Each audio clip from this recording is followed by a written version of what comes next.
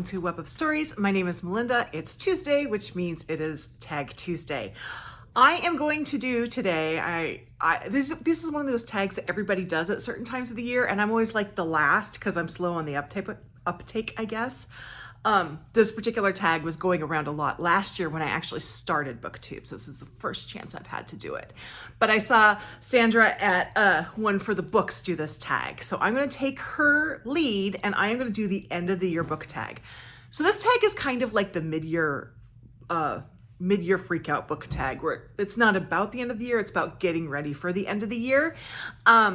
We're in mid-September now, so we're getting close to that 3/4 of the year point, and I wanted to get this done before I'm like the last person and have no one left to tag and look like I'm not into it. So I thought, Sandra, I'm going to take your lead. I'm going to do this so I can actually be ahead of the curve for once.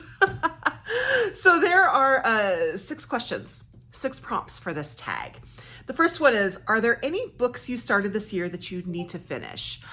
No. So I have, for the past couple of years, I have done like a year-long read. This year's year-long read ended up being a 6-month read. I did Jonathan Strange and Mr. Norrell, and I was able to finish it by the end of June. So I don't have that sort of, I have to finish this book hanging over me for this year. That will probably change for next year, but I'll get to that in a later prompt. The second prompt is, do you have an autumnal book to transition into the end of the year? I actually have a few because I'm going to kind of lean into spooky season in October. I have The Vampires of El Norte waiting for me, which I'm going to be honest, I'm not quite as excited about now that I've heard what some other people have said about it, but I still have it and I'm still going to read it.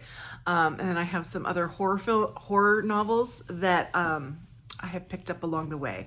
So I will be reading those in October to kind of really get me into the fall and ready to go. But other than that, I can't think of anything really specifically autumnal that's not like spooky that I have planning. So, but I think spooky season is a good marker for the beginning of the end of the year. Prompt number 3. Is there a new release you're still waiting for? I think the day this comes out, the 4th Thursday Night Murder Club book releases. So today, I am doing this on Monday, the 18th. As of the day you say this, I can't say I'm still waiting for it because I pre-ordered a digital copy and it'll be on my Kobo, so I can't answer that one. The one that's sticking in my mind that I'm really looking forward to is Roman Stories by Jhumpa Lahiri. I love Jhumpa Lahiri, and I especially love her short stories, so I'm really happy to see that she has another collection coming out. That is coming out in October. I do have it pre-ordered, so I should be able to get to it pretty quickly once I get my copy. Prompt number 4. What are 3 books you want to read before the end of the year? I'm going to tweak this a little bit, and I'm going to say what are 3 series I want to finish or catch up with at the end of the year. So I do have a number of in progress series, and I need to get some of those caught up. The first one is one where the series is actually complete for now. And that is the Ruth Galloway series. I have 2 books left. The Locked Room is queued up on my Kobo for when I have a chance to read it, which I hope will be very soon, maybe even this month. And then I have a suspended hold on The Last Remains, which is the last book in the series so far. I keep saying so far because Ellie Griffiths, the author, has been this is the end of the series for now, but she leaves open the fact she may go back to it in the future. But the last book I have a suspended hold on, so all I have to do is press go on that and I should have it within a week or 2. So those are ready to go. The other 2 are ones I only have 1 book left to catch up on, so I'd like to get caught up on them because they both have more books coming out, and I don't want to get way behind on them. So the first one is the Alex Carter series by Alice Henderson. I think it's called A Silence of Caribou, something of Caribou. The Silence of Caribou, I think. If that is not the right title, I will put it right here. I have it. I need to read it. I do know the next book is forthcoming, so I need to catch up with it. That series is about a wildlife researcher, so each book is a something of animals. The first one was A Solitude of Wolverines, and the second one was A Blizzard of Polar Bears, and this is The Silence of Caribou. I don't know what her next one's about though.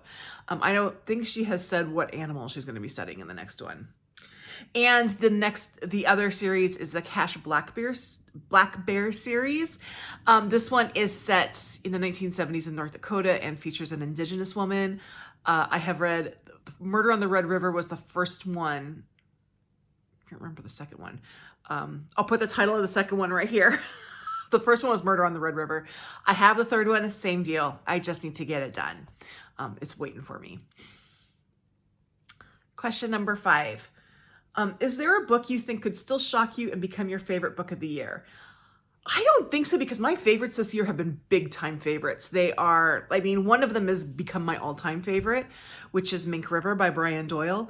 But I also really loved The Postcard. That's right up there with it. And those were such fantastic books. I would love to read another book that would be in contention with those two. That would have to be amazing for that to happen.